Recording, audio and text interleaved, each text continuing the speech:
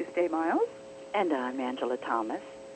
Hi, Angela. How are you? I'm doing fine, Tuesday Miles. How are you doing? I'm doing wonderful. Can you remind our listeners where they can find our website and where they can locate the number to call in if they like? Absolutely. Well, if you are listening to Portal Paranormal Talk Radio at this time, you may also wish to visit our website at www.portaltalkradio.com, which is on the Paranormal Radio Network, or you may wish to join our live virtual auditorium under the Social Issues category on paltalk.com.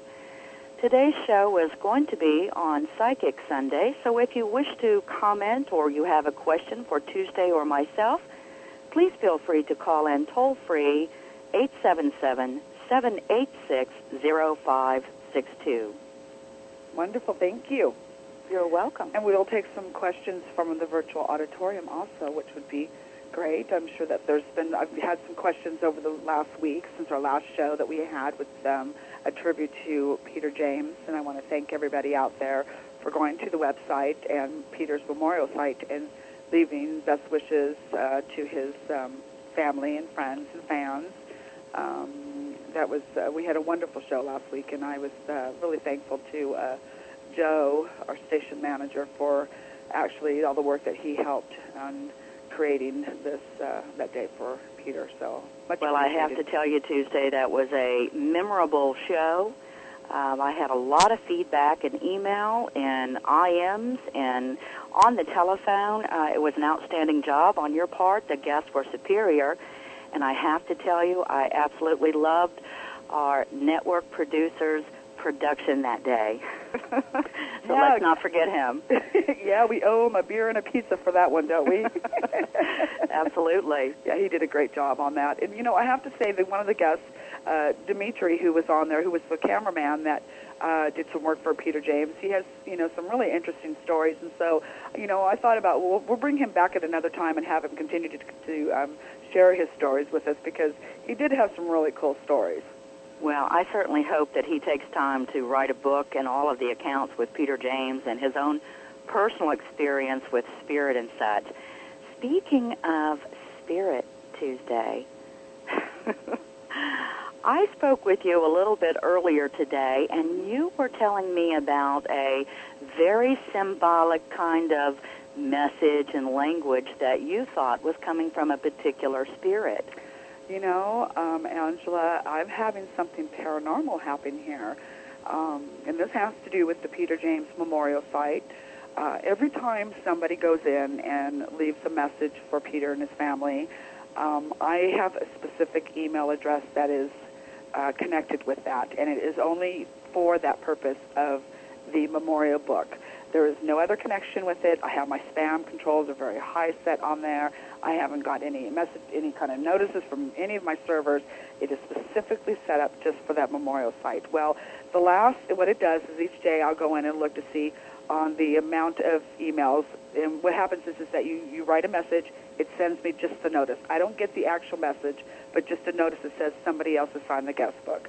And so the last count, and you can all go and look for yourself on Peter James Memorial Site. It says on there there's been 163 guests that has gone in and signed his memorial book. Well, that's how much I should be having on my email. It should say 163, which it did up until 4 days ago.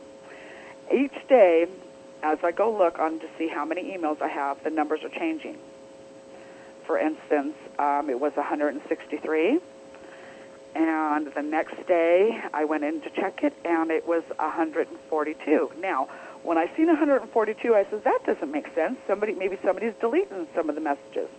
So I went in, and I counted all the messages, 163 there, went to my email address.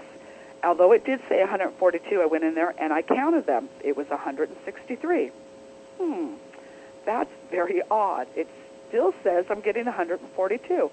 So the next day came, and I went and checked again, and it changed again. It went to 139. And I thought, okay, it changed again. Again, double-checking it. And nope, the amount of emails I have there are 163. There's 163 messages that are over on the Peter James website. But I'm getting notification it's 139. Well, yesterday I checked it again, and now it was 134 yesterday. Double checking again, Angela. Well, today I went in there and I checked again, and now it's 116. This is this morning. Well, now you're leaving out the most important part, because many of our listeners might be saying, you know what, Tuesday, that's a technical glitch. You know how cyberspace is. But if you share the message, you don't have to be specific. But did you not engage or pray to or ask a particular spirit to communicate with you? I did.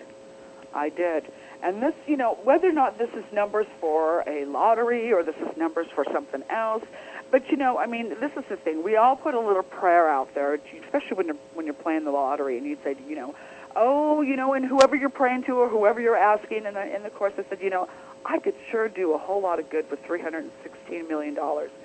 I could feed the whole state of California in one day with that. Or I could go into Africa and help the kids there. I would love to dig more water wells for them so that way they don't have to walk so far to get fresh water. I would love to open up a bunch of centers for this or for that. It's a whole lot of good, you go down your list, and of course including yourself, that I could use a new Hummer, I could sure use a new swimming pool, and I could sure use braces on my kids' teeth. Be guilty as that we don't leave ourselves out with this, But the fact is that my intentions were, I would really love to win this lottery. And jokingly saying to my dear friend Peter James, hey Peter, how about a little help here? How about a little help? Now, this is the thing. After I said that is when I started noticing these numbers change. Exactly. My point exactly. Now, when you were sharing this story with me earlier, I said, you know what, we're going to have to ask Ann Power. You're going to have to ask Ann Power. She's going to be on our show September the 23rd, and she is a noted numerologist and astrologer, but she likes the language of numbers, so I believe that she can sort of interpret those more on a scientific level as well. Well, that would be great, and I'll have to get with her about this. And actually, and I'm really curious to see if there's one more number given to me, and then it stops or returns back to what the number should be. So, I'm really watching this as it goes to see, and let's say this, maybe this is just the normal of before the paranormal. It's my favorite saying, before you look at it in the paranormal aspect, you got to look at it in normal. Look to see if there's actually, like you said, some technical glitch there, that there's something happening regarding that. I'm going to look at all avenues on this. I really am. But I do think that, in fact, is that, you're right. Ann Powers does know her stuff in numerology. And if anybody can give me some, maybe some ideas on what these numbers mean, maybe she can. Oh, well, I know she can. This is pretty cool. Absolutely amazing things that she has told me. And, I want to reach for the phone and call her and say, Ann, I just saw these numbers. What does it mean? Yeah. Well, she'll be on in a couple of weeks, I believe, and we're all looking forward to that, actually. And I can hardly wait, and we can, I'll find out before everybody else does, and we'll probably leave it a secret until she comes on. Ooh, maybe she can share with us what numbers really do mean. And this is the thing, Emma, is it that because I am intuitive, that I am psychic, that I'm looking at this, I'm noticing it, and what if the fact is it does have something to do with that, that could help me. This is the cool part of it, is that I'm actually noticing it. And then on the other flip side, maybe it's just nothing. But I want to find out if it's something. I'm curious for this. Well, Tuesday, let me ask you something. As a psychic, do you feel like you interpret more out of things than is necessary, or do you think that we as psychics have symbols and sounds and incidents happen so that we will, pay more attention? Well, I think so. I really think so, Angela. There's a lot of things that I have noticed differently that I would if my own gifts were not opened up. In the very beginning, when they really were more prominent, when they really started to make themselves present in front of me, I couldn't ignore it. But I did notice that it's almost like the birds were louder, or the garden was more brighter, my own energy, where I noticed that if I went into a room with a lot of people, I would feel everybody's energy. almost like it was an anxiety attack where I felt like, I can't seem to blend in with everybody because I kept feeling like, like Alice over in the corner. I can feel her mad because her nylon's ripped before she got here. I just kept feeling everybody else's emotions. And that's what really started it with me, is noticing everything. And I don't really, and don't get me wrong, I don't plan my day around anything that's always paranormal. I have a normal life. Well, some don't call it normal, but anyways, I do try to notice things and then and just keep my eye on it. Let it be more aware. For one instance on this one, Angela, is that I had a refrigerator.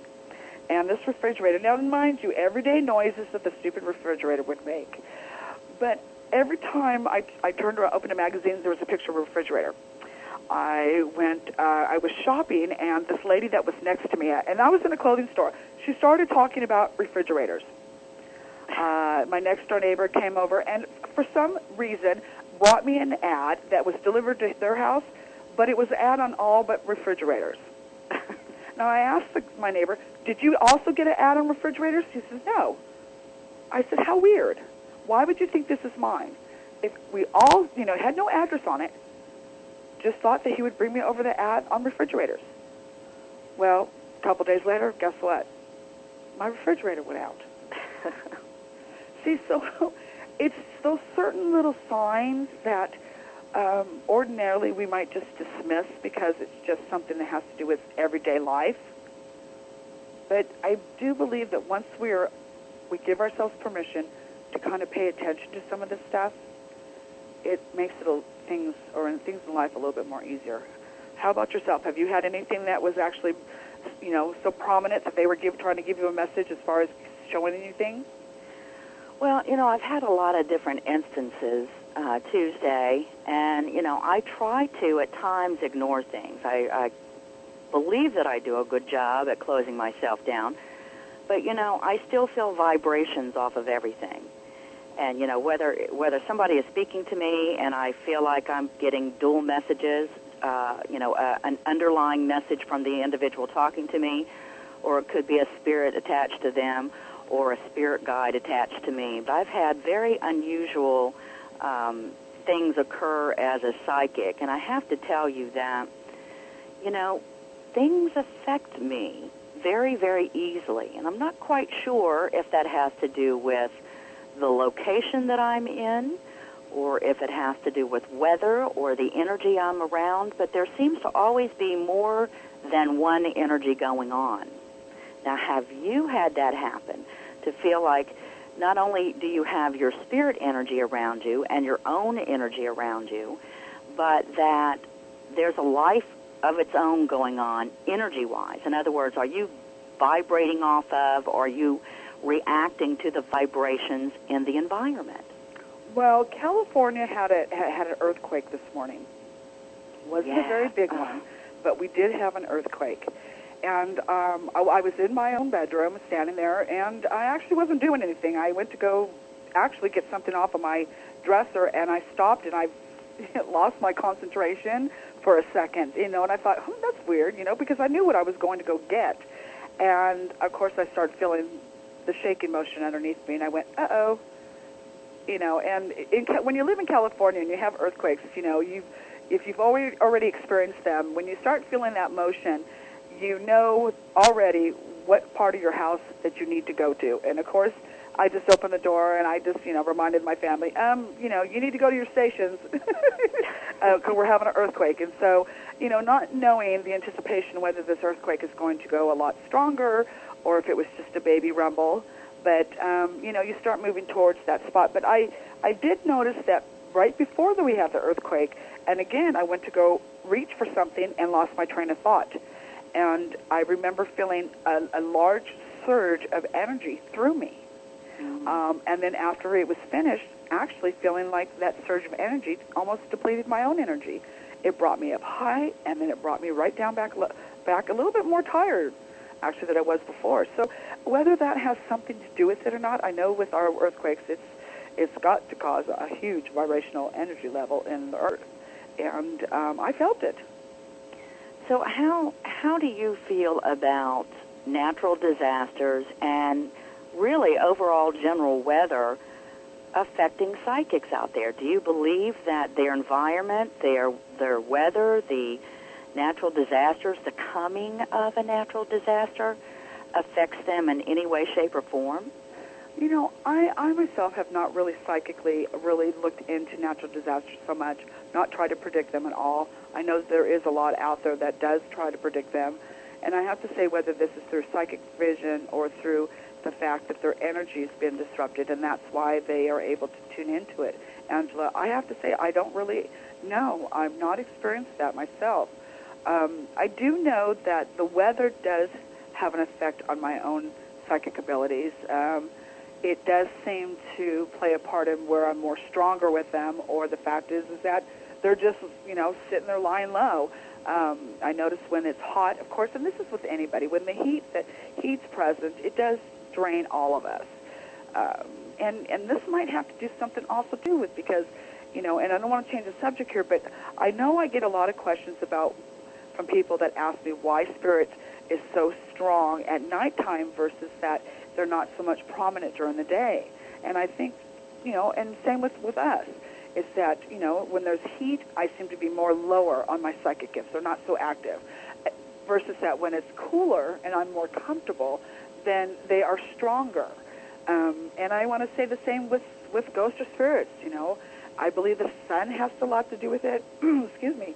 And I feel that the fact is that maybe it has to do with why there's so much, prominent at nighttime, because the fact is maybe the sun, whether they're re-energizing from the sun and being able to utilize that energy at nighttime, or it depletes them a little bit during the day. Well, I'm glad that you mentioned that, because, what you're describing there as far as the heat during the summer, for example, or the cooler weather like fall, winter, to me that says that it's atmosphere.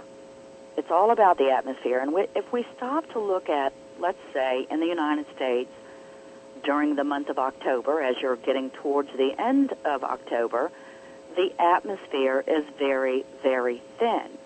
And of course, we know historically and paranormal-wise and psychic-wise that the communications between spirits, those who have crossed over, spirit guides, and anything on the other side, and the supernatural, that thin atmosphere allows more, strong communication and the quantity of communication to come in.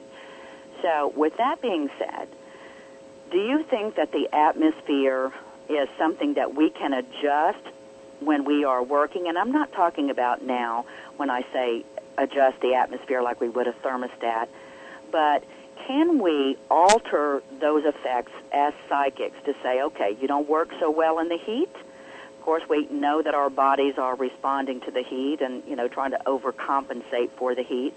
But can we not do anything to adjust that so that our own environment is work-friendly? Well, there is some noted psychics out there that feel that they can actually, change the weather, maybe send rain to certain areas, or maybe the fact is that stop the rain, control weather patterns. And I can't myself, and I don't see how I could ever do that, if we can control that. But sure, if I'm hot and I need to work, I'm going to start looking for someplace a lot cooler so I can maybe readjust or balance my body as far as that goes. I mean, I think it does have to do with myself. Now, I'm only going to use myself in this matter because, of course, that's I'm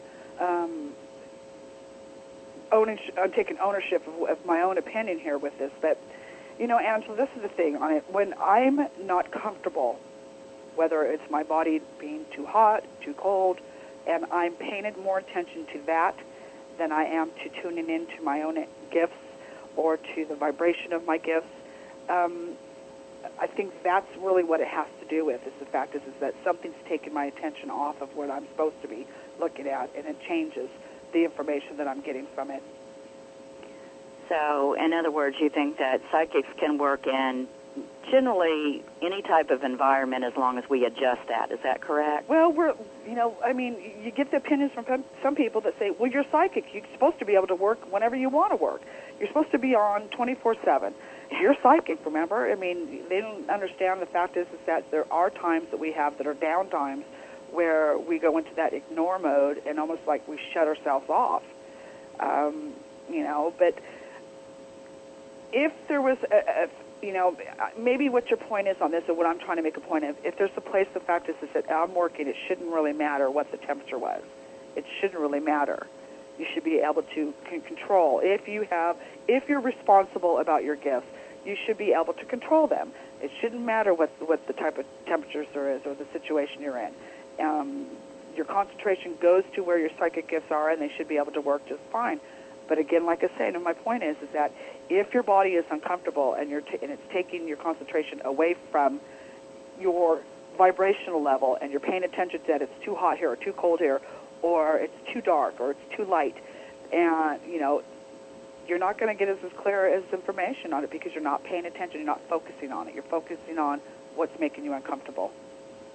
Well, I'm glad that you talked about responsibility and you were taking ownership of that. And that kind of leads me into the next area, because Tuesday, for some reason, and perhaps it was the announcement of today's show, talking about, everything psychic that we could possibly talk about in a 2-hour time frame. But, I've heard a lot about psychic responsibilities this past week, and we've had a lot of discussions and a varied amount of opinions regarding responsibility, ethics, keeping up the standards, etc. What is your opinion on maintaining ethics in the psychic field? Well, we've got a break here coming up here in just a couple minutes, so I'll just begin on this. This is the thing. It's like being a doctor, and I'm not saying psychics and doctors are to compare to each other. Don't write me hate letters. What I'm saying is that it's like for instance, I'm a doctor. A doctor is responsible for keeping up on its education, for keeping up on its new technologies, for protecting themselves by not going out and being around somebody who's sick all the time, and by keeping themselves healthy. There's responsibilities that come along with that. The same with a police officer. The police officer needs to be responsible about how to protect themselves, how to wear the armor, the right armor on them, or how to be responsible with their guns that they have. There's responsibilities that go with that profession. And the same thing with psychics. Although what's different on it is because we need to be responsible for our own energy. We need to be responsible for the messages that we give people. It's not something that you can just open your mouth and say whatever you want. You need to be responsible about it. Even though some say that we're going to cut ourselves short here. Let's finish this after our break. We got to go to a break, and we'll finish this after our break, and we'll be back in 3.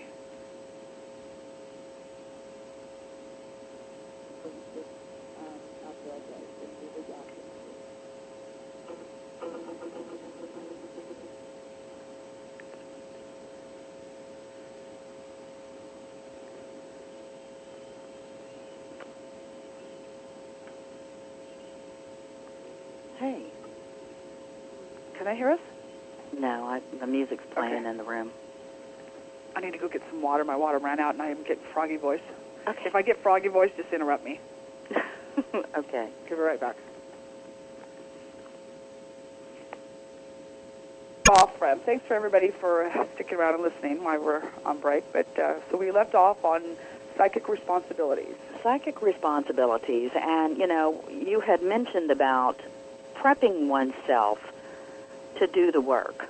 In other words, I've just got to tell you, I'm a strong believer that every psychic out there needs to take time for themselves to make sure that they are emotionally, mentally, and spiritually in check, that they do some sort of psychic protection before they work with a client, and also just to take responsibility, period, because a lot of those messages are not just simple answers out there. Some people are in crisis or need details that only a psychic can deliver to them. You made a really good point there, Angela, and the fact is that we do get clients that are in some state of emergency, and and for whichever is to a person who is missing, to the fact it's a person who is actually killed, and they need some information on how or who was the person who did it. To the fact is you get some psychics out there that are medically intuitive, and of course we have to be responsible for that. There's, for whatever reason it is, and this is not just really all about just being psychic, but this can be used for just a person who's not in tune with their gifts, and there's such a thing as what we call grounding, and then what you said is protecting, and we can give you the instructions on how we do this and how it helps us. But, in the same sense, I always say to people, research this. Research what we're talking about, because you'll see that, in fact, that grounding not only does help a person who is in line with their gifts, but it helps other people who are not. And what grounding does is that, to me, this is what grounding does for me. It seems to help keep my own energy balanced. I don't seem to take on other people's emotions. For instance, let's say that I go to a party and there's a crowd of people. I'm not feeling everybody's emotions in that party. I'm able just to keep my own emotions to my own self. It keeps me from overloading with too much energy. Grounding seems to help. I'm not going to say that it helps protect me, because I use something else for that. But it just seems to keep me balanced. It seems to really help me throughout the day. It does seem to keep me a little bit more energized, than if I wasn't grounding. It's part of being responsible. Again, with your protection. Now, what are you protecting? Some people will say that we're using protection because we have to protect against negative energies, negative spirits. Somebody comes to us as a client. It could be that the fact is the relative that they're trying to connect with was an idiot on this side, was an idiot when they died. Just because that they change from here and go to the other side doesn't always mean that they're going to change what they were before they left here. Well, I agree with that. But, another thing, I believe that the reason to ground and protect oneself is also so that we don't take on the energy of another individual, whether on the telephone or in person or online. Energy is never ending. And we don't want an energy to infringe on our own aura fields, our own, and to leak into the chakras or to interfere with what we have to have. Oftentimes, psychic peers such as yourself and I will be talking about, how do we help somebody? How can we be compassionate and deliver the message? And I always say, you cannot help someone drowning in a well by jumping in yourself. You have to stay on the outside and throw the rope down to them in order to help them out of that situation. Don't you agree? Well, but then, okay, Angela, now, if you're standing up there and you've seen this person go under a couple times, are you still going to stand up there and hope that they're going to catch that rope?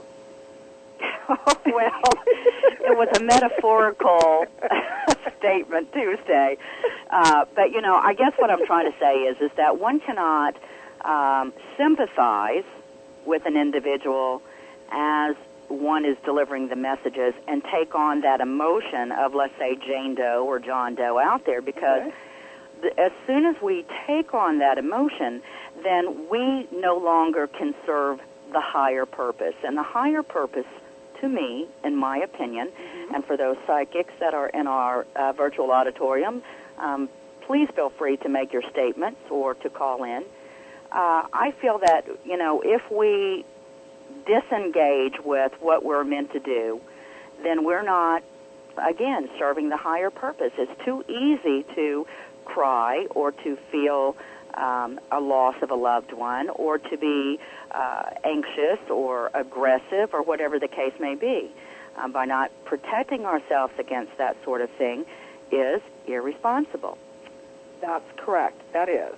And I have to say that, I noticed that last night when I was working, I did a reading for a lovely lady, and her father had come through, and I have to say that he was very emotional, and I had to stop the reading a couple times because I started to feel his emotions, and I could feel my own voice quivering from him, and reground myself on it, and let my client know, wait a minute, I have to calm me down because of him, and remind him maybe to step back a little bit away from me. That way I wasn't able to relive his own emotions that he was bringing through. And it's not to say that the fact is that I was grounded before, but sometimes it takes a little extra that we need. But see, there's a point to all of this, and this has to go back with a certain man who has to do with a very famous haunting. And we spoke about a little bit last week was the Heartland Ghost. Now, this person is still has not accepted, does not want to believe, and that is his choice, about himself having psychic gifts. And yet what's happening is that he doesn't go through the motions of being responsible with his gifts. He doesn't want them, and that's just fine. You have a choice. But in order for you to shut down these gifts is that you need to educate yourself on them, learn how to control them. And there is ways of controlling it. But if you're not going to do that, it's like a psychic out of control. And anything and everything, and mind you, this is about also whatever your belief system is, but I have seen it in the past, I've had my own experience with this, is that it's going to approach you. And sometimes it's not the prettiest thing. It's not the nicest spirit. As in Peter says, as in life, like in death. If you've got yourself something, and mind you, we have our ghosts and spirits. They're everywhere. There's documentations from California all to China, to Africa, to Indonesia. There is reported cases of and scientifically done and psychically done, and just your average day Joe that has documented the fact that there's such a thing as a ghost or spirit in the afterlife. Yes, but what does a reluctant psychic do? Do you feel that a reluctant psychic will go around in anger or go around with anxiety? Because, after all, we have to stop and think of the various backgrounds and culture that an individual is raised in. And I'm sure when they finally recognize there is no other way that I was able to know that, I must have some sort of intuitive or psychic ability. I feel that they fear that, and they say, no, I'm reluctant to say this. I'm reluctant to share the information. I'm reluctant to even go there. They find it hard to believe themselves. They fear that society or their family would ostracize them. What does a reluctant psychic do, and what do you think is their responsibilities to self? Well, and this is the thing, we cannot convince them of this. This is something that you have to be comfortable with in your own skin. And then again, the fact is that, all of a sudden, one day, here it is, I'm a PTA mom, I'm a wife, I'm just a mother, I have animals, I have a house, I do shopping, I do cleaning, I do all the things that, are regular, I would say a regular, normal life would be. And then all of a sudden, something changes, and you start feeling something that you can't feel that's touching you. Or the fact is that you see stuff out of the corner of your eyes, and you start rubbing your eyes and go to the eye doctor and get some new prescription, but it still continues to happen. You're hearing something whisper to you, okay, let's go to the doctor and have an evaluation. Am I schizophrenia? Is there something wrong? Something's changed. And so in my religious beliefs, I've been a churchgoer every Sunday. I've done this and this and that. And this is not in my belief system, so it's not happening. But it is happening. And so when I find that there's been a lot of cases out there that this has happened to people, and the fact is that they still don't want to believe in it, but it doesn't make it go away.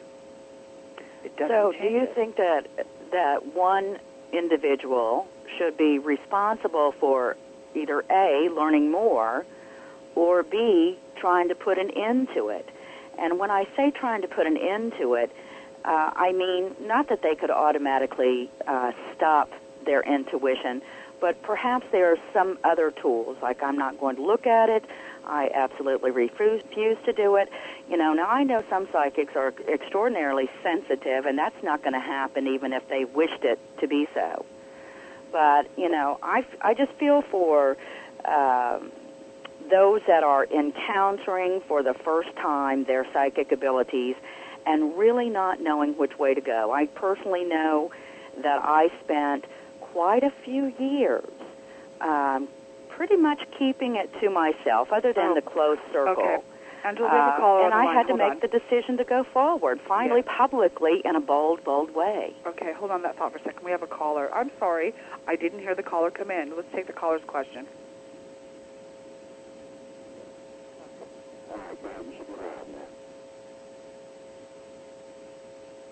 Hello, caller, are you there?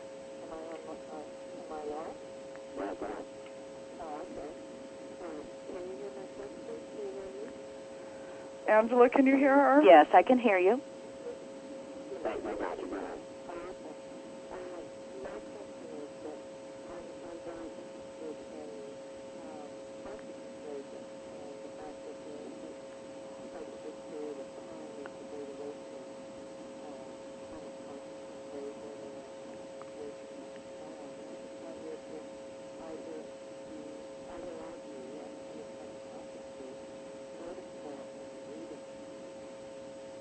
Well, I just caught a little bit of what you had to say, caller, and that is that you're very interested in conscious raising. Is that correct?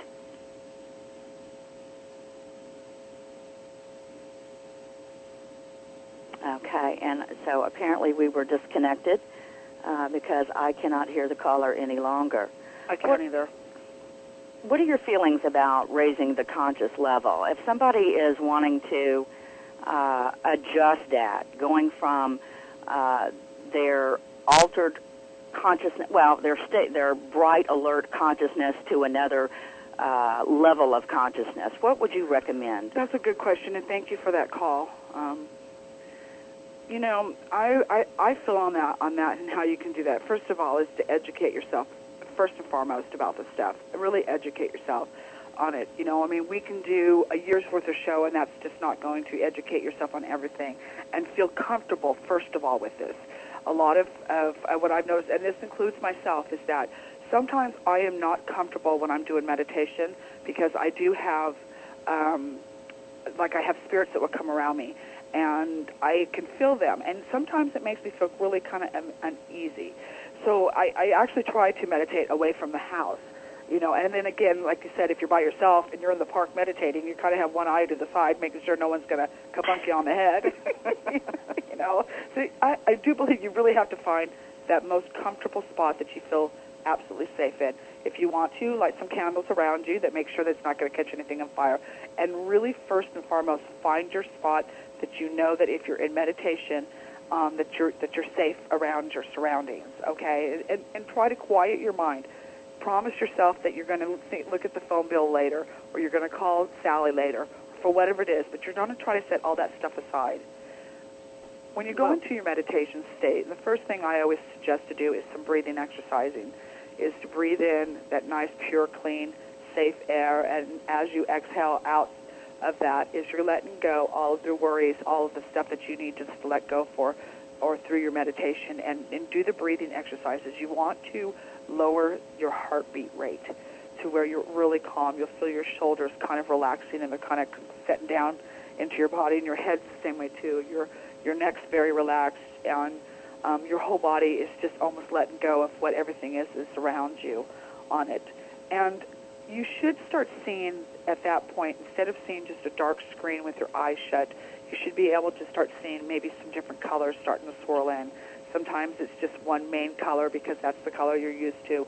And as you'll notice that this color is swirling in, actually, you'll notice that it will actually almost like it's the focus of your eyes where you're seeing right through this. And the color kind of parts its way through and starts showing you different pictures. Sometimes at the beginning it will show you what I call a picture wheel, which is different faces. And all it is just different faces going round and round, one coming into the screen, the other one going out. And sometimes you won't know who these people are that you're seeing these faces of. A lot of times it could be connected with your past.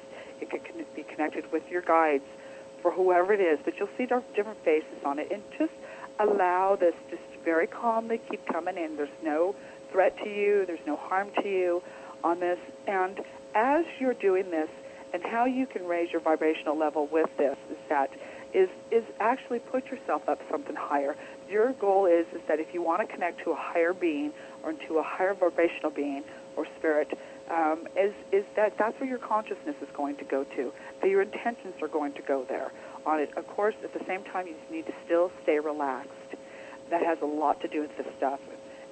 Again, giving yourself permission to go ahead and raise your vibrational level. Remember that there's nothing around you that can hurt you or nothing around you to threaten you, that you're completely safe in doing this. And it's just about allowing these pictures at first to be shown to you. Some people get messages during this time. It's not that someone's chit-chatting in your head that you can actually hear somebody on the outside talking to you, but that the fact is that you'll start hearing these thoughts in your head. It's almost like it's in your own voice, but there's a tad difference on it. And just to listen to what it's saying to you on it. Trying to remember that you're going in there and you want to remember what they're saying and talking to you about. So then afterwards, someone made a good suggestion in the virtual auditorium is to keep a journal on this stuff and write it down. Absolutely. But this is okay. We have another caller on the line. Now, if we can see, if I get station manager, okay, can you turn it up to see if we can get it up a little higher, the volume?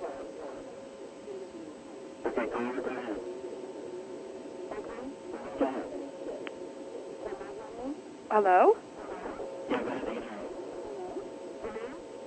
Yes, I can hear you.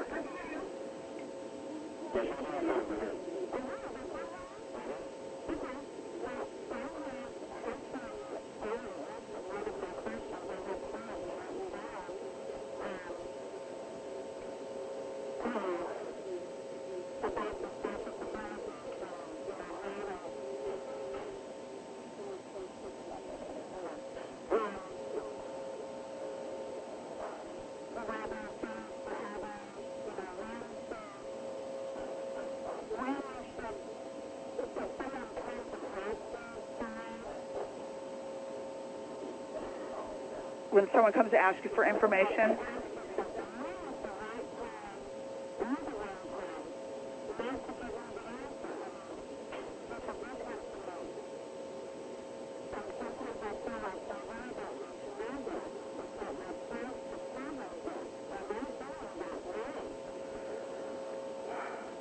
Well, you have the right to work when you want to work. You have a life also too, and understanding that what comes first, with you. If you feel at the time that someone's asking you this information and you have the extra time to say, okay, hold on, let me, clear what I'm doing, and that way I can sit and relax with you and trust, that way you can trust the information coming towards you. But sometimes it's that fine line that, well, should we withhold information from the person that we're getting the message for? Would this information, by giving it to them, would it hurt them? Well, and that's a very good question, caller, and thank you very much. And Tuesday you brought up something that I very much wanted to speak about today, and, that falls in the lines of psychic ethics. Do we tell them? In most cases, I believe our guides or a messenger is letting us know whether or not it is okay to tell them. Now, the golden rule as being a psychic is we don't ever speak of one's passing. Of course, only God knows when that moment in time will be for an individual out there, but and even do we tell them that ahead? If it serves a higher purpose for that individual? Absolutely. if it, however, is not the right time, and it's not saying that we can't pass along the message to that individual at another time, but at the time that we're getting it, I believe that if we are spiritually being told that I want to give you this information about Jane or John Doe, but I do not want you to tell them, in other words, you're going to feel it whether or not it's right or not to pass it along, then by all means trust the spirit, because that's who you're working with, or you may work with a lot of spirits. So Tuesday you could call up a client 3 weeks later or 4 weeks later when you know the appropriate time is to ease them into a message that is, that they're capable of handling at that time. Now, a lot of people will say, you knew 4 weeks ago and you didn't tell me? And that's absolutely right. I did not share that information with you. So I think that, caller, very, very good question. And some of the psychics out there or, any kind of an intuitive person may disagree with me. But, Tuesday, what's your thoughts on that? Are you going to just pour it out there and say, look, I know that you just dealt with this, and this, and before I forget it, I want to just drop this bomb on you? Well, it sounded like the caller was a little frustrated on actually, and maybe even in the beginning of, their gifts that they're opening up and learning how to understand when is it the right time to give a message and when is it not. And, and I think that would help the caller, too, is to find herself a mentor that can help her with some of these questions, and that way it would help her to avoid the frustration she's getting from it. But, Angela, it's this is how I look at it, too, is that if I was the other person, the client, and a psychic came up to me and said, you know what, I don't know whether you believe in this or not, but as you were standing in line ready to check out from the grocery store, I kept seeing this car, and this car had some really bad tires on it. And I have to say that I've seen the tire going out. And I'm not saying that this would cause you to have an injury, but it could, is your tires bad in your car? Now, what if this person said to me, well, yes, they are? We'll say, it would be a good idea that you started paying attention to those. Well, absolutely. Because that's an immediate, imminent danger with that individual. And let's hold it on that thought, Angela. We're ready to go to our top of the hour break, and we should be back in about 4 minutes here in just a second. But, it's a lot of great questions that we're getting in with this today. But it's just, it's that fine line. Now, that lady didn't believe in what I was talking about? Well, she will when she gets the flat tire, and we'll be back in 10.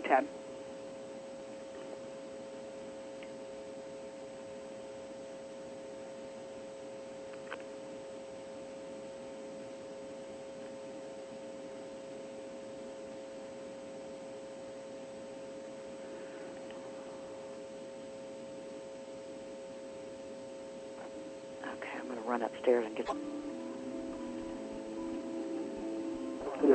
Oh, that's us. Okay.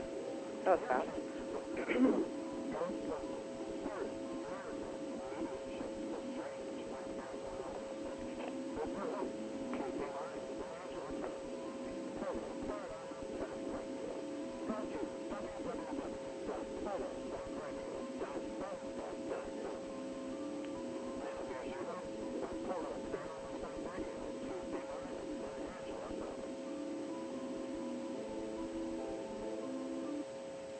Oh, welcome back.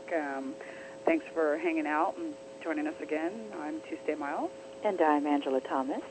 Okay, so let's pick up where we were at. And so we've got lots of great questions coming from the virtual auditorium. And let's just backtrack a little bit so we get these questions in real fast, because we were talking about meditation at one point. And from Snowy Wolf asked, what happens if you can't meditate?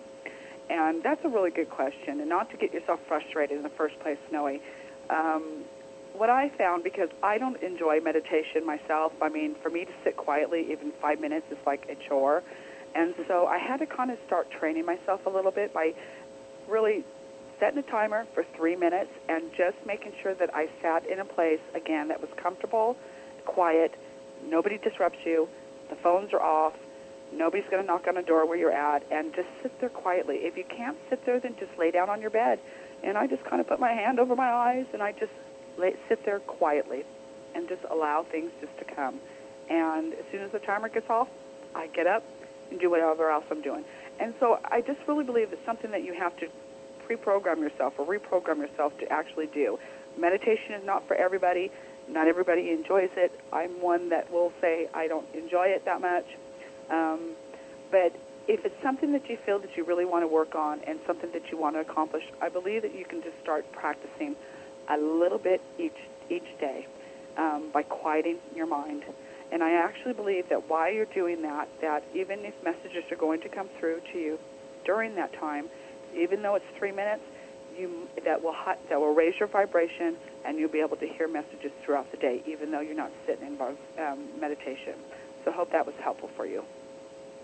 Very good advice, Tuesday. And I might add, Snowy Wolf, that if you feel like you cannot meditate, it's often a good idea if you escape in a tub of water. And the tub of water will help you to relax.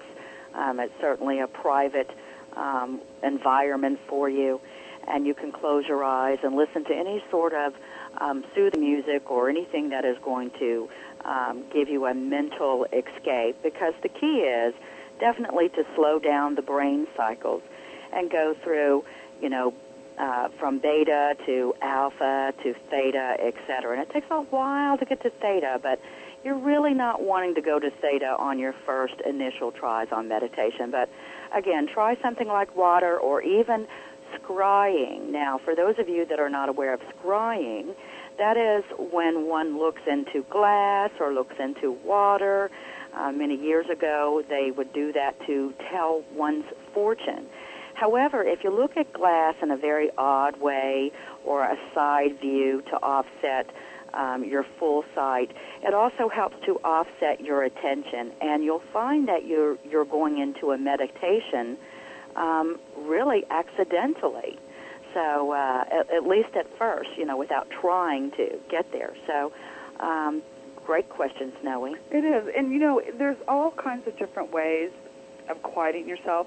Even going outside and watering the lawn, your concentration is on that water. You're listening to the soothing motion of the water. It's just about really quieting your mind and taking all that stress from the day and all of your worries and everything else and setting it aside. So there are different ways that you can do this. It really is about quieting your mind.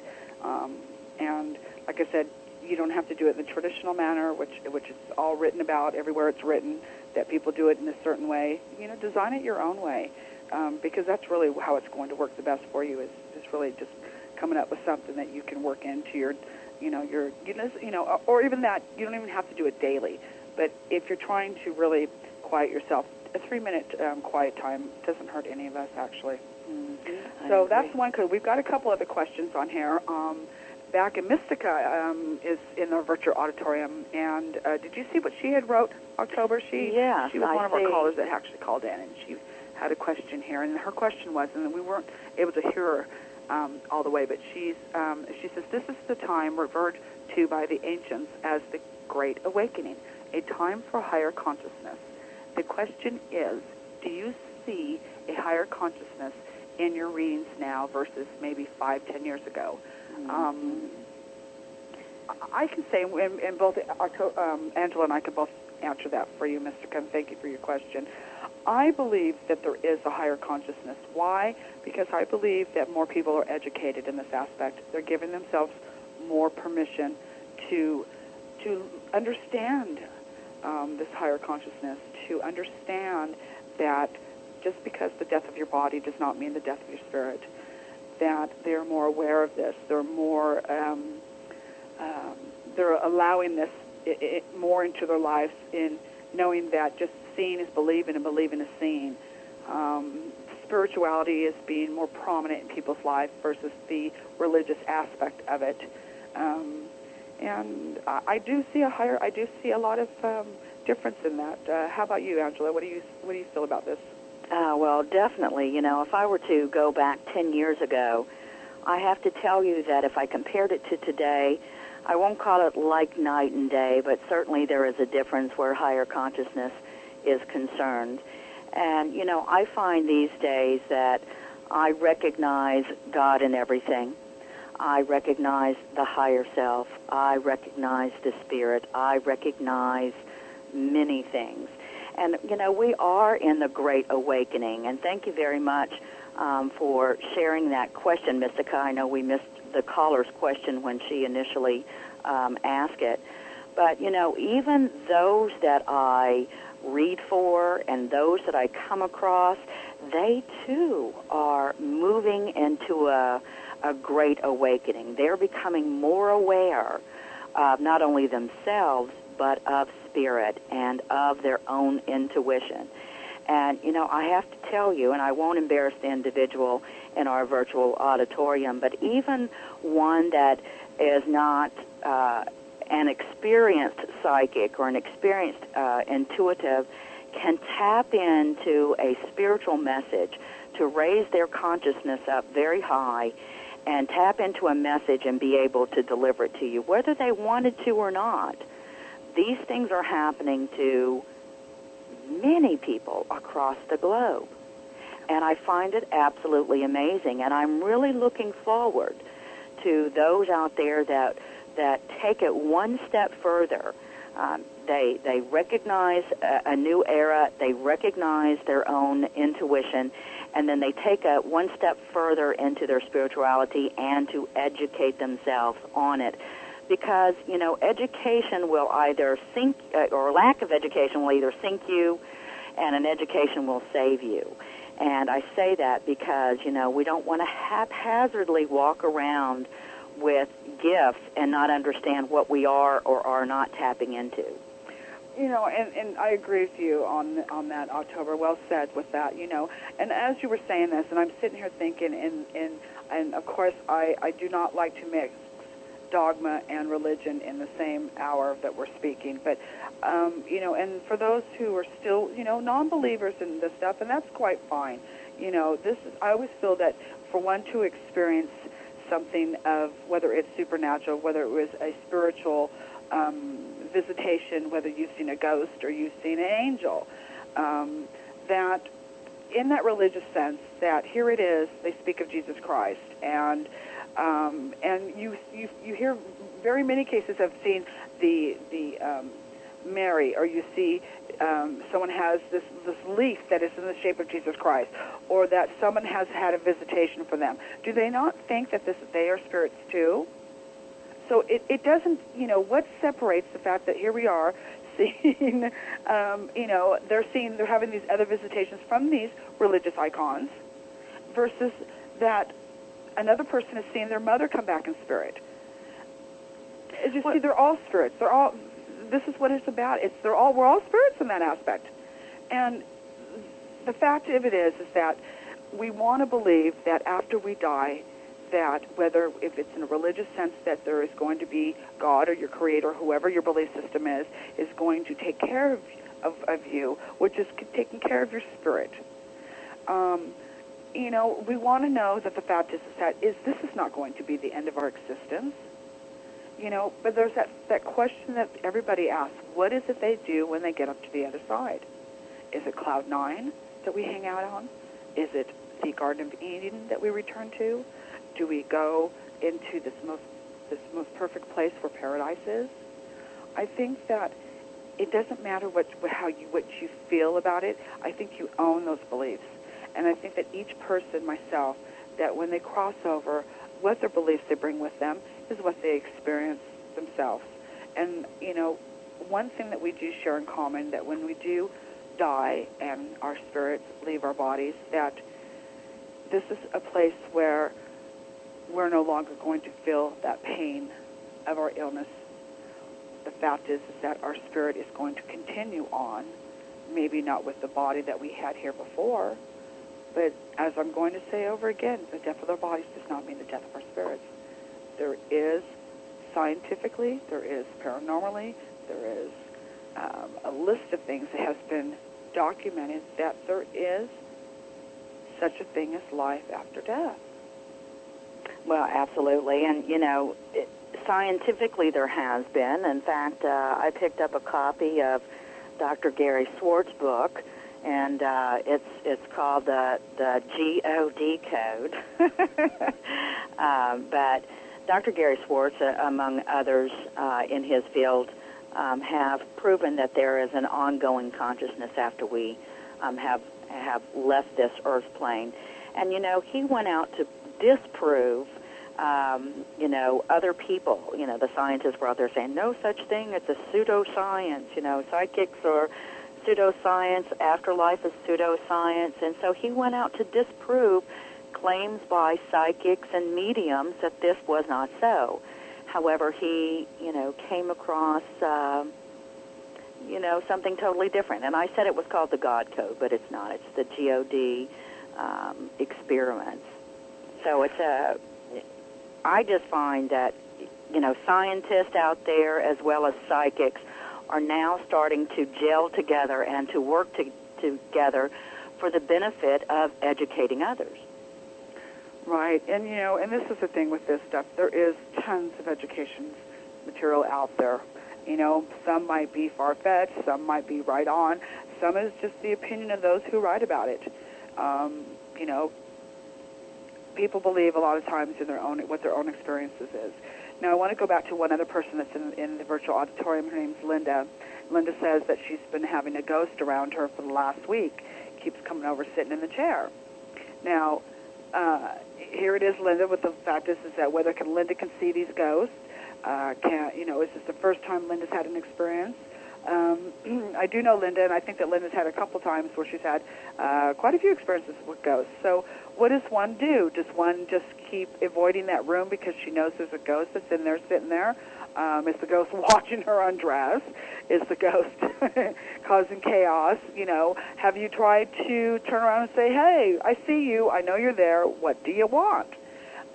Expecting that, oh my gosh, if I ask this ghost what they want, and I literally hear them say, well, I want to go dancing with you. I mean, and I can imagine Linda being out the door at that point saying, okay, I'm out of here. I can hear them actually talk to me, kind of thing. It says, she's saying in the virtual auditorium, making a comment, just walking around behind me, okay? Now, in the same sense, okay, let's say that this ghost is following her around. Is it the fact that maybe this ghost is a part of you, Linda, that it could have been one of your guides that's working with you, that's following you around? Maybe they feel that your life is very interesting, and they want to see what you're up to. Remind you that if a ghost has been in your house more than a week, it knows everything you do. It knows the time you get up and go shower. It knows the time you go to work. It knows when you cook dinner. It knows your schedule. Mind you, they can hear all this stuff. They see what you're doing.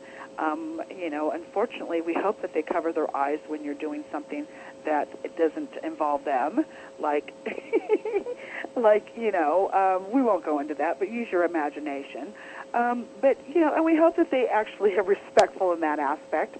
And, I have to say that there's been a couple times that I've been in a certain room doing something very private, and I have to say, excuse me, can I have my privacy out? But the fact is that, and then, am I supposed to worry about what they can see? I don't care what they can see. To me, it's just like, well, you know what, they're not going to get this. If they get me in black and white, well, then they see me in black and white. But obviously, because it's following Linda around, it can see what Linda's doing.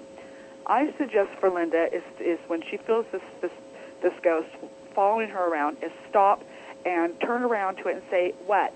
Do you need some help? What can I do for you? And if it's bothering you, Linda, to say, you know what, this is bothering me, please stop. If there's nothing here that you want to leave a message for me for, nothing I can help you with except that you want to bother me by following me around, stop and leave. Well, and that's very, very good advice to say.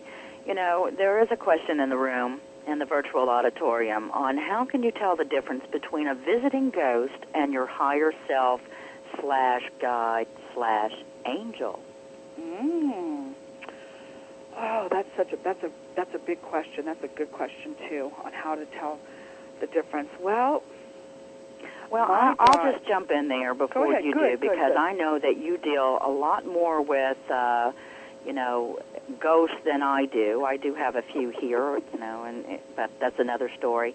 But I have to tell you that personally, I can tell the difference when there's a ghost/spirit around, because the energy is different. It communicates differently than, let's say, a spirit guide.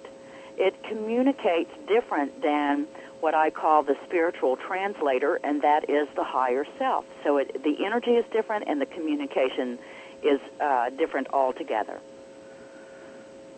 Well, I agree with you completely on that one too, on it. And first of all, with not even if you're paying attention to the energy, but this is the thing, and I love going back to what Peter James said, as in life, like in death. If you have somebody come into your house that you don't know, you're going to ask them what they're doing. To open the lines of communication, to me, it takes away that edge from yourself anyways. Are they there to give you a message every time? No. Are they there maybe sometimes to visit? Yes. Are they curious about what you're doing? Of course. Are they bored? Oh, absolutely. And a lot of times that's the thing. Linda could have been at the grocery store, and because, see, I do believe, my belief system and my opinion on this is that we all carry a certain color aura around us. And whether I believe sometimes that psychics have a different sort of aura color to them, I believe it's blue. I believe that the fact is the spirit could be 3 miles from us, and they spot our aura from that far away. And the fact of it is I do believe that not every person carries the certain color aura, for they recognize who can communicate with them and who cannot. And the frequency as well. I often talk about psychic phenomenon and our own senses, our 5 senses. And I say, you know how scientists, animal behaviorists used to tape, and still do tape, whales? Well, our human ears cannot hear whales. But if we were to record that and turn it to a certain frequency, then we could hear them communicating with one another. And so I believe that spirits also, outside of recognizing colors of auras, are able to recognize a higher frequency that we're on. Don't you agree? Oh, I agree, absolutely. I have to say, this stuff, the more that we talk about this stuff, it really starts becoming complicated in a way, sense on it, and you start thinking, what does vibrational level have to do with all this stuff? Is it just that it's simple, you're psychic or you're not? Turn on the button, turn it off?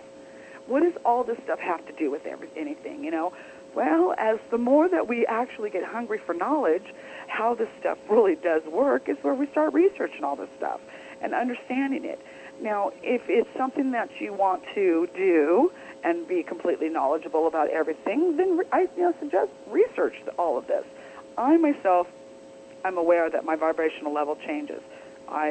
When I have a lower entity or a lower spirit around me, which means is that they might not be the best of company, I notice my vibrational level goes up a little higher. When I'm having to connect with a spirit, sometimes there has to be that balance.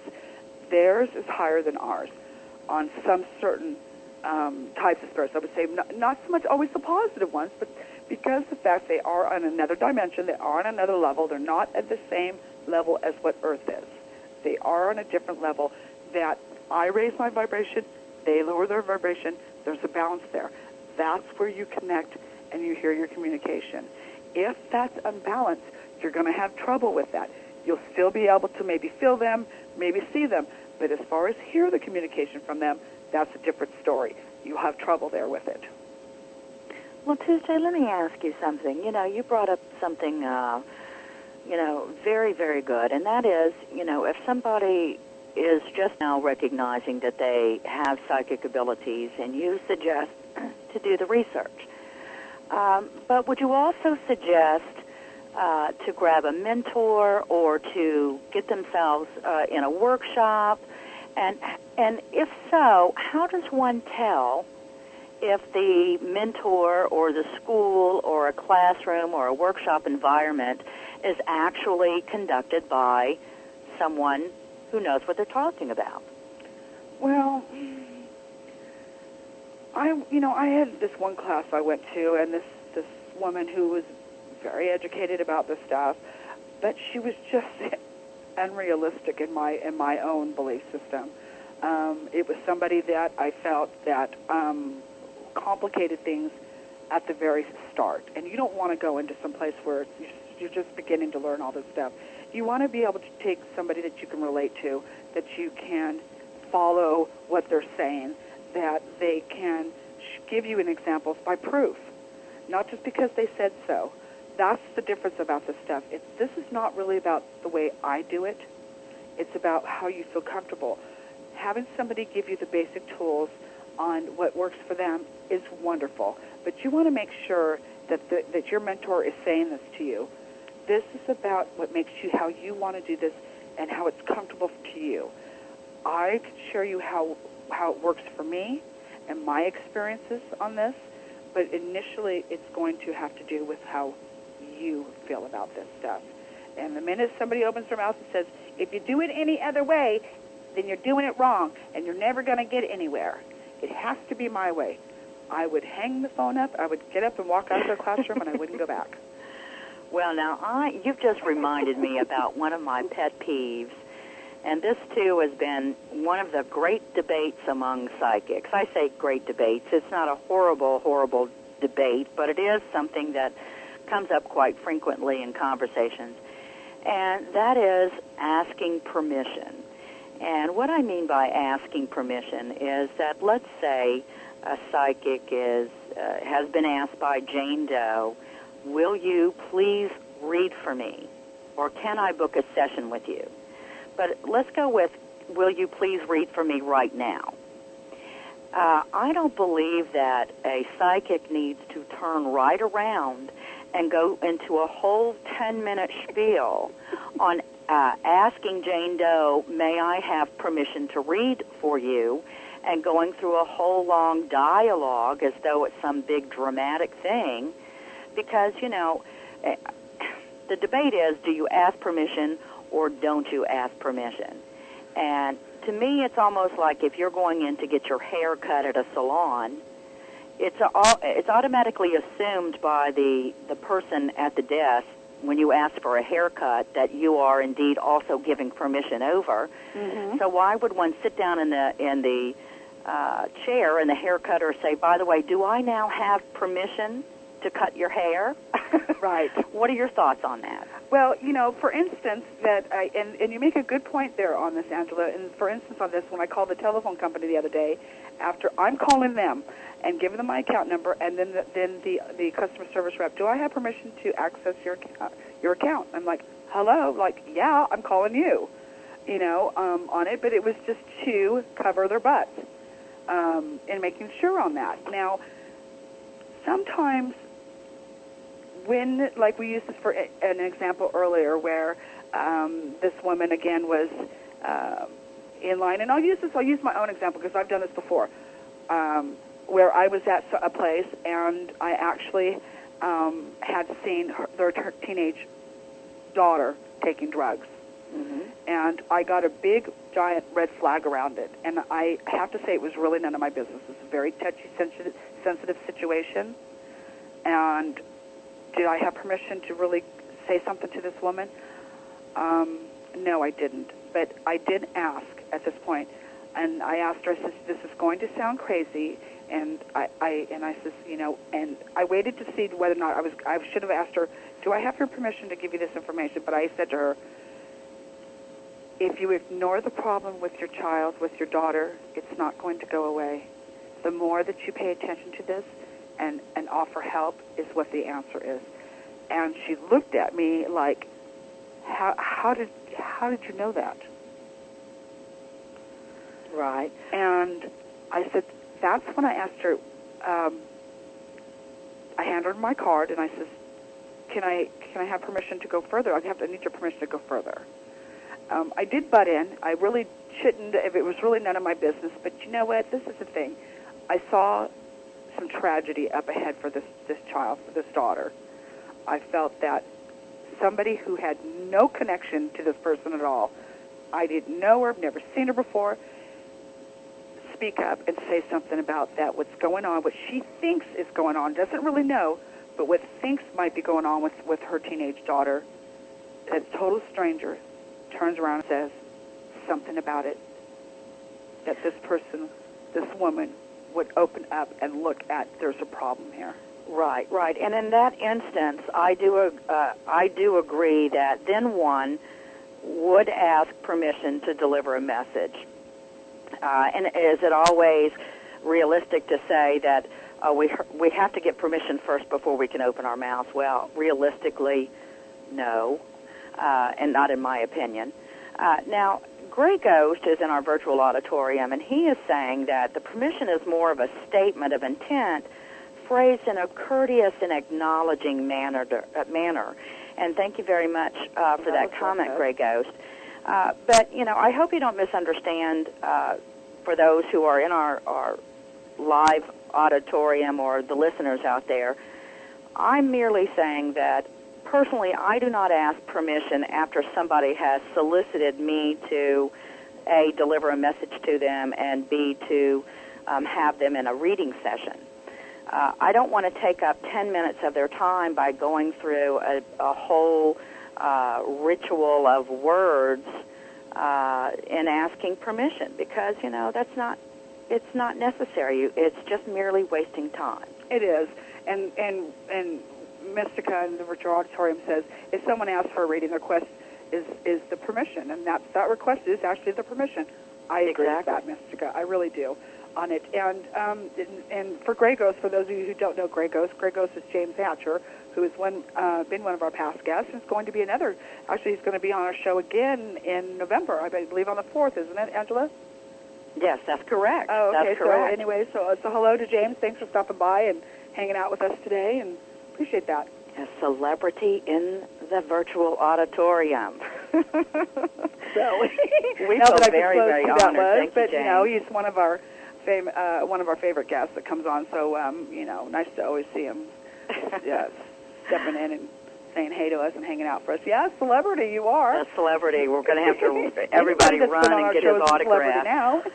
Get an autographed copy of his book, Fear Not the Night. Very good book, by the way. Hey, it's a good book. We're looking forward for many more books from you, James. Yeah, well, see, like I said, this subject, there is so much we can talk about on all of this, and it's really great that you guys are all asking questions about this. This is, the thing is that being psychic can be absolutely wonderful, absolutely wonderful. The benefits of being psychic and helping other people, not only because the fact is that they've lost a loved one, in whether it's been in natural death or through a tragedy, and the grieving process from this can be just absolutely horrible for some people, that they just can't get on with life because the fact is they didn't get a chance to say what they wanted to say before this person died. Or the fact is that they want to know. I get a lot of questions. Are they okay? And that to me is it's an important question, because they do believe there is life on the other side. They do believe that there is something there. There's something about it, and your imagination and wandering can get the best of you. Especially if it's a child. Oh my gosh, is my child just wandering around? Is there an angel with my child? Does my mom, who's on the other side, have my child? Is somebody taking care of my child's spirit on the other side? And so for us as being psychics, and it's not always the easiest thing to be, it's not always the most accepted thing to be. And I agree with you. It's not the most accepted thing to be in a typical social environment. I think I said last week or 2 weeks ago that sometimes if we say, hey, I'm a psychic, and I do say that. I'm very, very proud of the work that I do. But at times, when I say I am a psychic, it's almost as though, number one, you have to look for the deer in headlights look, followed by the feeling of, oh, now they think I'm either a clown or a circus seal. Like, oh, can you tell us the latest lottery numbers? Or hey, you know what? That would be perfect. But I want to know that if the fact is I gave you lottery numbers, this could be, I could also be giving you these numbers that could ruin your life. Many people's lives, it does ruin getting all this money all of a sudden. Well, how do you know you're not giving lottery numbers from the past or in the future? Well, are we supposed to benefit from being psychic? This is the thing. Are we supposed to benefit from it? Why not? Why not? If the fact is that I'm not benefiting for myself to be selfish, and this is someone had asked me, well, what if these are lottery numbers that you're getting a message about? I didn't ask for the lottery numbers for myself, although I did say I could use a new Hummer and a new pool. Right. But I'm asking because the fact is that my intentions are to create all this other stuff to help people. Are we here to help people? Would we disrupt the pattern or the balance if we did? Is it that the fact that Africa or the kids in Africa are supposed to starve?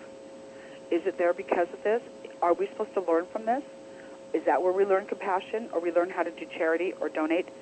Is we have to have somebody starving, or we have to see somebody suffering for us to learn lessons on how to be this way? Are they there for that? God, you know what? I sure hope not. I sure hope not that this country is not a lesson for us all. Well, I believe that psychics are put in place to help others. And it's the joy of giving. It's the joy of being able to give a piece of information and some details about something that's very serious to an individual. Not every reading session is serious, but there are many sessions that are. And, I believe that a psychic reading or a psychic session or a mediumship session or whatever the case may be, that the purpose of having such a thing, and to begin with, is to have enough information about the influences and enough details to know, hey, I can prepare myself, I can make a better decision based on the information that I just received from the psychic, and I can either A, try to divert it if it is indeed divertible, or I can plan for it in my day or my week or my year. Well, mind you that there are a lot of psychics out there which, and someone make a comment back here. Let me go back and look here about does a musician share their music? They get paid for sharing their music. They do earn a living by creating music. Same with the doctor. They charge for their services. And there's that question, should we charge for our services? Some say that this is God. God does. Okay, so what am I supposed to do next then? If I am working full-time to helping people and give messages to them as a psychic, as a professional psychic, which means is that I have learned how to be responsible with this stuff. I have taken the time to learn and know how this works and to make sure that my messages are coming through 100% correct. And I don't have another job because I am working full-time doing this other. Should we not get paid? How do we feed our families? It's that some of this is a profession that people have taken, psychics, mediums, healers, Reiki masters, and the subject goes on, has taken the time to learn how to be a professional person at what they do.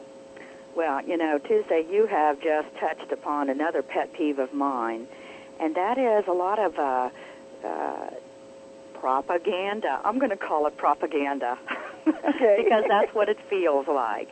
There are people that are circulating that, psychics and mediums should not be paid for their services. And I agree. You're a professional. You're donating your time. And one has to eat. And I have to tell you that I don't believe that psychics and mediums out there, although it is their choice, should solely rely on donations or anything of this nature. I don't believe that psychics are meant to be doormats. I don't believe that psychics are meant to be suffering from lack. In fact, they should turn their thinking around and think abundantly that they do indeed deserve to be paid for their time.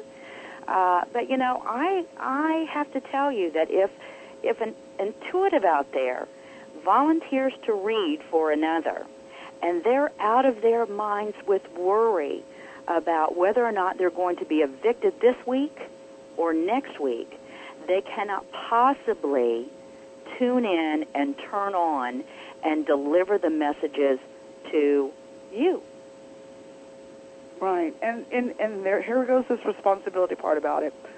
You know, for instance, a person who is becoming very attached to their psychic advisor. Psychic advisor is what I'm going to call them. Mm-hmm. They call, starting off with once a week, and they are charged, let's say, $50 for that 15-minute session with them. But then they decide that, well, I have something else coming up in my life. I'm going to call them again. And they call them again. But yet this person really doesn't have that extra money to really afford calling the psychic all the time. But they have become addicted. Because the fact is, the psychic has given them the correct information. Everything keeps happening as what the psychic says it's going to happen. And then they stop relying on their own intuition and on the way that they can handle life in their own sense. Not because of a psychic. They don't need a psychic to tell them how to deal with things. And there's that responsibility on that also, too. Here it is. The psychic wants to get paid. They're a profession. A doctor's not going to push a client away because they want a doctor's visit. You know, they know that that's going to be money. It's a patient. It's money. But there needs to be, and it's not just about psychics and responsibility for them on this aspect. Anybody that can see that somebody is becoming actually addicted. And I agree with that. And I do believe that it is a psychic's responsibility to say, no, I'm not accepting your payment. I am not doing another session for you. You've been given that information, etc. And of course, a psychic has to balance that out. Certainly, they do. But yes, there is such thing as psychic addiction out there. Absolutely. Like a drug. And this is the thing. I also say, you know what, you have your own intuition. And this is the thing about, many of us don't trust our own intuition. I want to trust what somebody else tells me what to do, but I don't want to trust myself. There comes a point where you need to start trusting yourself because it's going to save your pocketbook a lot of money. It is, and I have to say this also, too. It doesn't hurt to ask for credentials. It doesn't hurt to ask and say, I really am seeking a professional psychic, but I just want to check a little bit of the background of the psychic. Is it possible?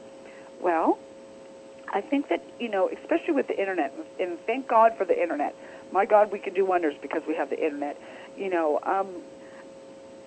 want to look for somebody who has a very well-organized website. You want to look for somebody that has maybe some validations from other clients. Mind you, anybody could put that on there. But the fact is that you'll see certain signs of it. Not that there'll be a validation that actually is saying this, basically the same thing about each person that puts it on there over and over again. There's always different situations on it. And I would have to say, you know what, offer them a 3-minute complimentary reading and see how you feel about that. Your intuition's going to tell you right at that moment that psychic answers the phone, whether they're being up and on the front with you, whether their credentials are that of being professional. You will know. If it doesn't feel right, thank you for your time and let it go. Exactly. And I agree with that, too. Do your research, check for any sort of testimonials or comments from prior clients. And also, for those intuitives to allow 3 minutes, 5 minutes, to say, listen, at any time during this 3 to 5 minutes, if you feel that this is not for you, then by all means tell me to stop and have a great day. Easy is done. And this is the thing, too. If you're having some sort of maybe bad luck in your life, things are not going your way over and over again, that, something just, someone has said to you, well, maybe you have a bad spirit around you or a negative ghost or something bad. Please, and I urge you, first of all, if you have questions in regard to that, there's a paranormal investigation team in every state, 2 or 3, 4, maybe even more than a dozen in each state. Most of them, I want to say, are reputable. They will answer questions just by an email. There's always a contact name or number on there for you to contact them. Anytime someone says to you, you pay me $500 and I will get rid of that ugly spook that you have hanging around with you, hang up and don't ever call back again, because that, in a sense, for somebody to help you with something that you need that's definitely hurting you or bothering you, for somebody to say, I'm going to charge you money to get rid of it, to me, yes, that's not a huge spiritual red worker. flag, is it not? Get rid of it. That's right. That's a red flag. Well, I have come across clients that have come to me after they've had a terrible experience of being exploited. And, oftentimes there are psychics out there that will take, let's say, a $1 candle and charge $700 for it and say, if you burn this candle for an hour or two, then naturally this candle is going to get rid of your problems. It will manifest a whole entire new reality. And if you come back next week, I'll let you borrow this crystal for an additional $200. And we're laughing about it, but, there are some people out there that, due to their own circumstances, are incredibly vulnerable. And so they want to believe that their life can change on every level instantly. And so, so look for the red flags and look for the imposters. Right, and there's a comment, is there a place to complain about psychics that you get some bad service from?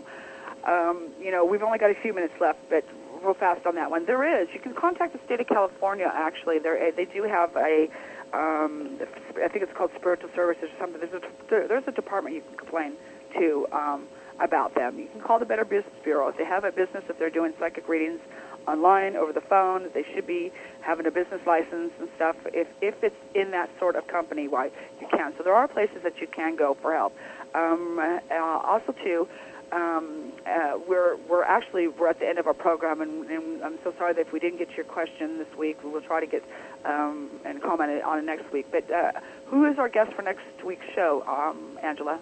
Well, next week's show will be Jeff Billinger. He has one of the largest sites on spirits on the Internet, and that is ghostvillage.com. And also we will have Dr. Vernon Neppy, who is the world's leading expert in deja vu. And actually Dr. Neppy is returning to discuss further information on deja vu, premonitions, etc. Right, on it, and fabulous show on that one. Dr. Neppy, like I said, is just such an intelligent man. Oh my gosh! And I have to say, Angela, I felt him very interesting about his deja vu, but the fact is that he talks. I always say that I'm street educated in my vocabulary. He's way beyond that, and I have to say I had to really listen hard to keep up with him. But I learned a lot from him. I did not know that much about deja vu at all. But yes, Jeff Billinger, who is the owner of ghostvillagers.com. He's got just a huge amount of books that he's written out there on it. Can hardly wait to speak with him. He's been all over the world actually doing ghost investigations with groups. He's not an investigator himself, but he does participate in some of them on it, and lots of information that he has. So, but I want to thank everybody for joining us today, and happy Labor Day to all you that are out there laborers. Take the day off, spend it with your family, go for a picnic, get outside, enjoy each other, and be good to each other, and you stay safe for this week, and we'll see you next week. Thanks for joining us. Bye-bye.